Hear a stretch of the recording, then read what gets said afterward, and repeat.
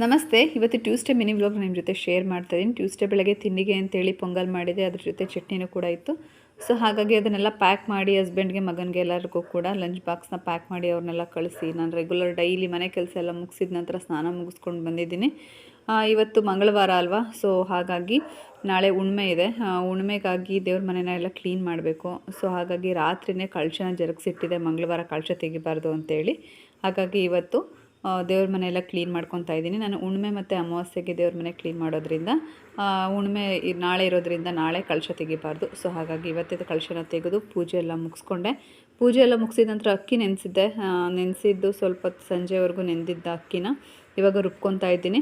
ರುಬ್ಕೋತಾನೆ ಪಕ್ಕದಲ್ಲಿ ಹಾಗೆ ಸ್ವಲ್ಪ ಸಬ್ಸಿಗೆ ಸೊಪ್ಪಿತ್ತು ಮನೇಲಿ, ಹಾಗಾಗಿ ಅದರ ಬಸ್ಸಾರು ಮಾಡೋಣ ಅಂತೇಳಿ ಸಾಂಬಾರಿಗೂ ಕೂಡ ಹಾಗೆ ರೆಡಿ ಮಾಡ್ಕೊತಾ ಇದ್ದೀನಿ. ರುಬ್ಕೋತಾನೆ ಸಾಂಬಾರಿಗೂ ಕೂಡ ರೆಡಿ ಮಾಡ್ಕೊಂಡ್ರೆ ಬೇಗ ಕ್ವಿಕ್ಕಾಗಿ ಆಗುತ್ತೆ, ಅದೇ ಕೆಲಸನೂ ಅಂತ ಕೇಳಿ ಸಾಂಬಾರನ್ನ ಮಾಡ್ಕೊತಾ ಇದ್ದೀನಿ.